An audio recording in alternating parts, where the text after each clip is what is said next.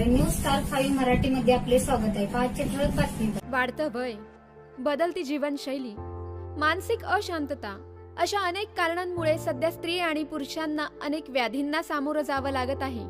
संधिवात हे त्यातीलच एक असह्य करणारं दुखणं. 40 नंतर स्त्रियांमध्ये तर 60 नंतर पुरुषांमध्ये याचे प्रमाण वाढताना दिसत आहे. शरीरातील जॉईंट्स मधील ल्युब्रिकेशन, सोप्या भाषेत सांगायचं झालं तर हाडांमधील वंगण जेव्हा संपायला सुरुवात होते त्यातून निर्माण होणाऱ्या घर्षणामुळे ह्यातील पीडा अधिकच असह्यनीय होऊ लागते. त्यातूनच कंबरदुखी, टाचदुखी, पाठदुखी, हातापायांना मुंग्या येणं अशा प्रकारचा त्रास सुरू होतो. तुम्ही जर या त्रासापासून पीडित असाल तर आता चिंता करण्याची काही एक गरज नाही, कारण सक्सेस लाईफ मार्केटिंग कंपनी संधिवातावर एक रामबाण उपाय घेऊन आली आहे. Success ortho powder. आयुर्वेदिक औषधी वनस्पतींचे गुण असलेले हे पावडर आपल्याला देते संधिवातापासून त्वरित आराम. तर आता सक्सेस ऑर्थो पावडरला करा हाय आणि संधिवाताला करा कायमचं बाय. इयत्ता 9वीच्या NCERT सामाजिक शास्त्र पाठ्यपुस्तकातील बदलांविरोधात वंचित बहुजन आघाडी प्रणित सम्यक विद्यार्थी आंदोलन सांगली यांच्या वतीने जिल्हाधिकाऱ्यांमार्फत NCERT नवी दिल्ली यांना निवेदन देण्यात आले. तसेच या विषयावर खासदार विशाल पाटील यांनी आगामी पावसाळी अधिवेशनात संसदेत आवाज उठवावा अशी मागणी आंदोलनाने केलेली आहे. निवेदनात नव्या पाठ्यपुस्तकात भारतीय संविधानातील धर्मनिरपेक्षता, समाजवाद, संविधानाच्या प्रस्तावनेचे महत्त्व आणि संविधानिक मूल्यांचा पुरेसा समावेश नसल्याबद्दल चिंता व्यक्त करण्यात आली आहे. तसेच मनुस्मृतीतील काही श्लोकांचा समावेश केल्याच्या वृत्तांमुळे शिक्षणातील सामाजिक समता, वैज्ञानिक दृष्टिकोन आणि सर्वधर्म समभावाबाबत प्रश्न निर्माण होत असल्याचे नमूद करण्यात आलेले आहे.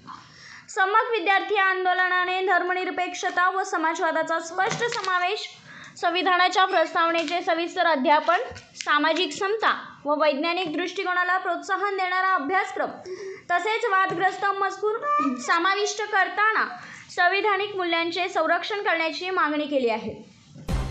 यासोबतच या बदलांबाबत NCERTने अधिकृत स्पष्टीकरण जाहीर करावे अशी देखील मागणी करण्यात आली.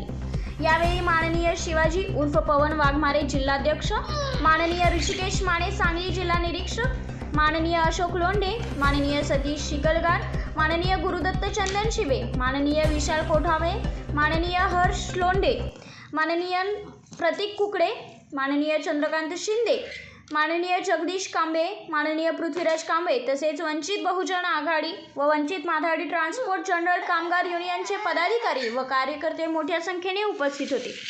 प्रतिनिधी माननीय अनुसया चव्हाण मॅडम. मी ऋषिकेश माने, सम्यक विद्यार्थी आंदोलन सांगली जिल्हा निरीक्षक.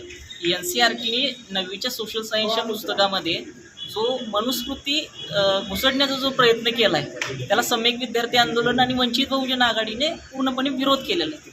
यामध्ये पूर्ण देशभरामध्ये ॲडव्होकेट प्रकाशलता बाळासाहेब आंबेडकरांनी सर्वात पहिल्यांदा आवाज उचलला आहे. पण आज आपण बघत असू तर सत्ताधारी तर मनुस्मृतीचंच फॉलो करतात, ते कुठेही भारतीय संविधानाला मानायला तयार नाही. पण या देशातला विरोधी पक्षनेता काय करतोय, तो ह्या 20 जुलैला संसदेचं ही पावसाळी अधिवेशन आहे, यामध्ये राहुल गांधी हा प्रश्न उचलणार का?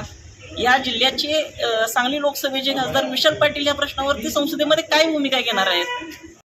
वंचित बहुजन आघाडी संचलित सम्यक विद्यार्थी आंदोलन सांगली यांच्या वतीने NCERT याबाबत आम्ही जिल्हाधिकाऱ्यांना निवेदन दिलेलं आहे.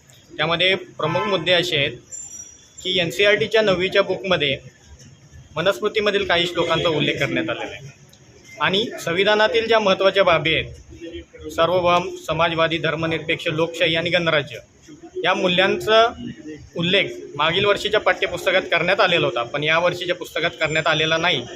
त्यामुळे आमची प्रमुख मागणी आहे की गेल्या वर्षीच्या पाठ्यपुस्तकामध्ये जसे मुद्दे होते त्याच पद्धतीचे मुद्दे आज या वर्षीच्या पुस्तकामध्ये त्यांनी टाकावेत.